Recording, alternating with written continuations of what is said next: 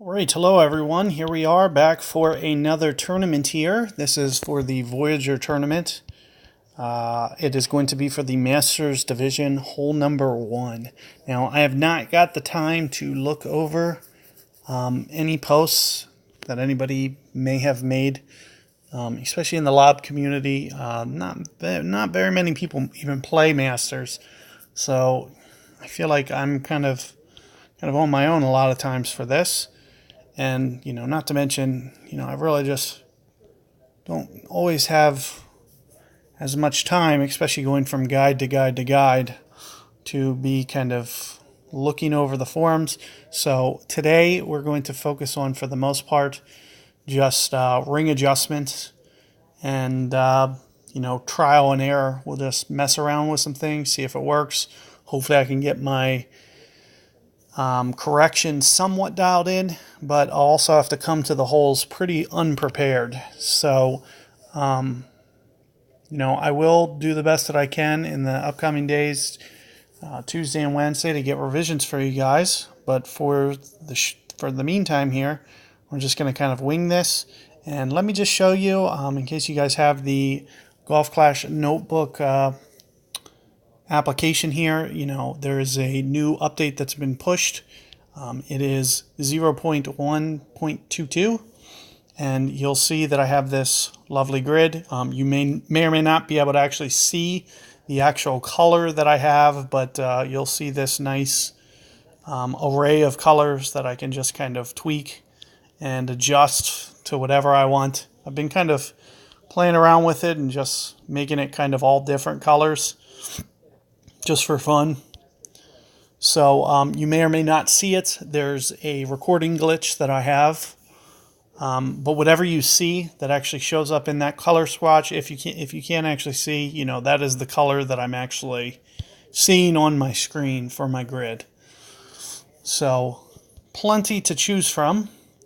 Aside from that, let's just kind of jump in here and start getting underway. See how this gold grid treats me for this round.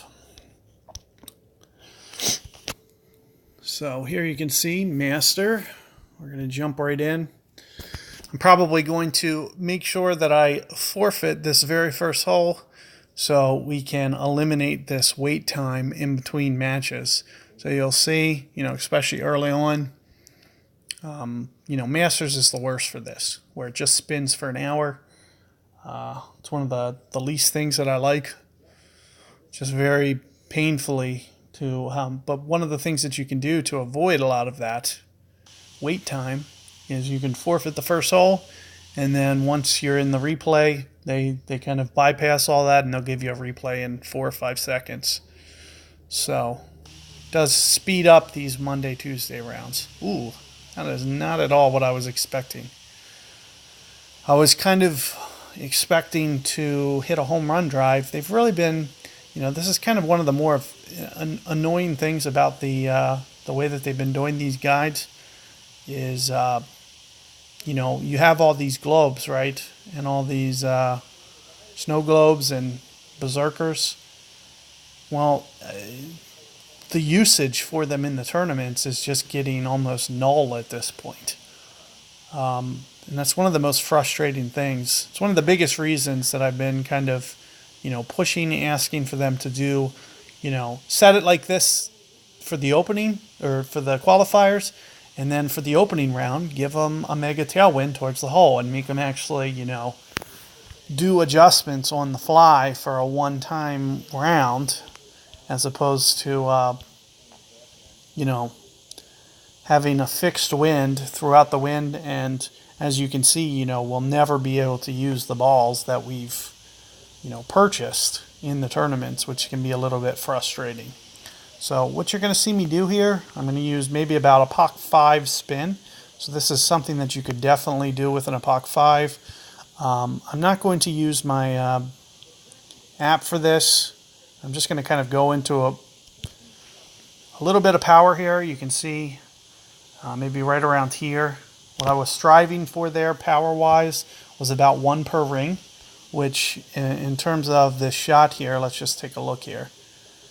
12.3. It tells me to go 10 rings. I was trying to go more plus 30% more or less. So if you want to put some numbers on it, that's what I would suggest for that headwind as to what you should be doing. And I have not switched out my club. I should probably do that because I'm going to probably, for the most part, play with Sniper. I'd love to play with Cat 7. That's what I do on my own time. But, you know, for your guys' benefits, to get you guys the best shots that I can, that can encompass the most amount of users, I pretty much use Sniper just for your guys' benefits.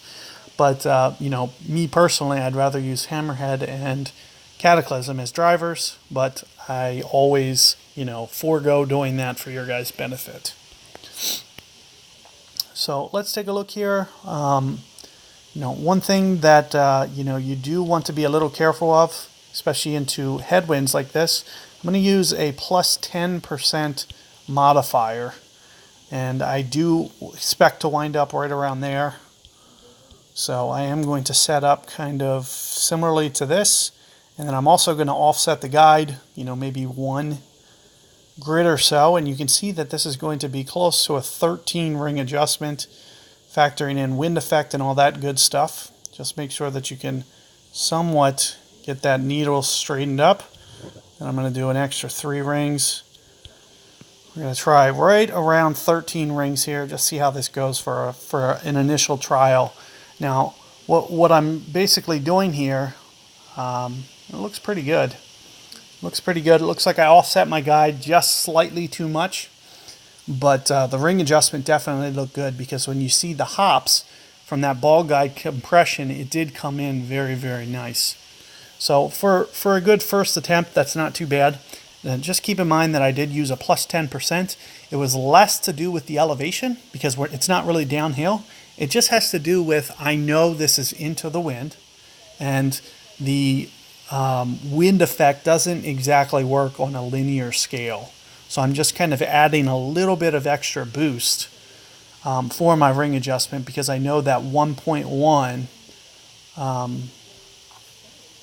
you know, a 1.0 kind of per ring adjustment isn't going to be kind of what you want, and you want to go a little bit closer to that 1.1, you know, an extra 10% on your ring adjustments.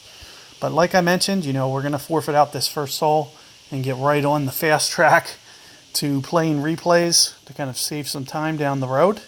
But, you know, for the most part, I'd say what I did for this hole is it's a good start. I really didn't do anything that I would disagree with. So if you are, you know, if you have this app and you have my elevations, I'm probably going to more or less just stick with those values, and then you'll just have to pay careful attention to kind of how I'm offsetting my guide and try to do similarly. Keeping in mind that, especially for that approach, that the ball guide is going to compress, so you got to make sure that that second hop has plenty of clearance so you don't clip that rough. So do be very careful of that.